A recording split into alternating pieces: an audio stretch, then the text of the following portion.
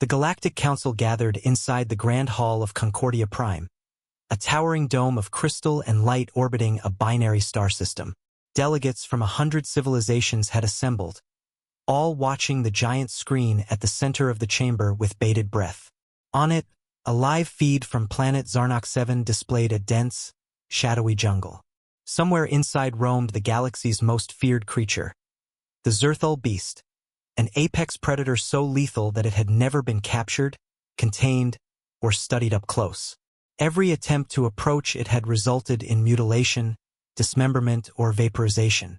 Until today, standing barely 10 meters from the creature, surrounded by shredded foliage and the remnants of a shattered drone, was a human. And not just standing, kneeling.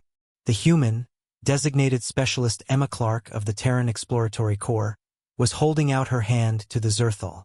The monster was massive, 3 meters tall at the shoulder, jet-black exoskeleton, rows of teeth like obsidian knives, and bioluminescent eyes that shimmered like twin moons. The entire council watched in stunned silence. "She's petting it," gasped High Archivist Lnek of the Falari species. She wasn't wrong.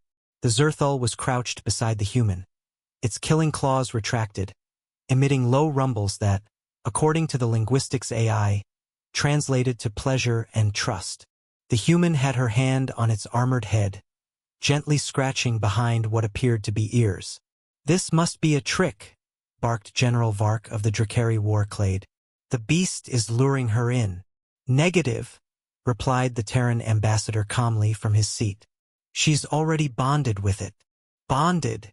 Chancellor Korvax's bulbous eyes quivered with disbelief. "You're saying a human formed a relationship with the most dangerous creature in the quadrant?" The ambassador only shrugged. "We've domesticated worse." Back on Zarnok 7, Emma gently leaned her forehead against the Zerthal's snout. The beast purred, a seismic vibration that caused a nearby tree to collapse. Her voice came through the live feed. "He's not aggressive, just misunderstood. Threat response programming. Probably ancient genetic warfare." "Emma," her commander whispered into her comms, "you're petting a walking extinction event." "Well," she said with a grin, "now he's my walking extinction event." The council exploded into debate. "This violates all scientific protocols. That human should be removed immediately, or studied. They've clearly weaponized empathy." The Terran ambassador stood and silenced the room with a raised hand. "Let me explain," he said. "Humans evolved on a death world. Everything tried to kill us, whether predators, viruses, each other. So we adapted. Not just with weapons or walls, but with something better." He tapped the holographic screen, which now showed images of Earth.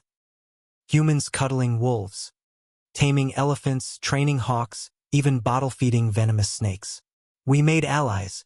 We tamed what we feared, befriended what others fled. We looked apex predators in the eye and said, "Who's a good boy?" The council sat in stunned silence. On the screen, the Zerthal had rolled onto its side like a puppy, exposing its armored belly. Emma scratched it obligingly. "You're embarrassing me in front of the galaxy," she joked. The creature chirped in delight. Later, in a classified debriefing, several species demanded to know how this had happened. "Did you drug it? Use psychic implants? Mind control?" Emma shook her head. "I brought it food." There was silence. Food. A creature like that. Surely it hunts for pride, for dominance. Emma shrugged. It liked steak. The data spread like wildfire. Galactic biologists were baffled. Generals were terrified. Every known model of predator behavior broke down under the weight of this new variable. Humanity didn't dominate with force. They dominated with affection. What they couldn't defeat, they befriended. What they couldn't outrun, they fed. And what they should have feared, they petted.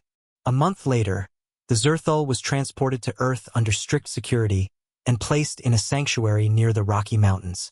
It refused to eat unless Emma visited daily. In time, Earth began sharing their bonding protocols with other species, methods that included eye contact, vocal tones, gift-giving, and something the Terrans referred to only as scritches.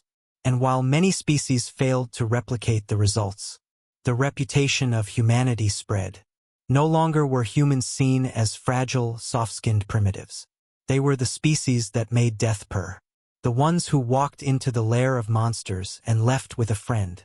Years later, when the second Zerthal hive emerged from a rogue moon in the Outer Rim, it did not attack the Terran outpost nearby.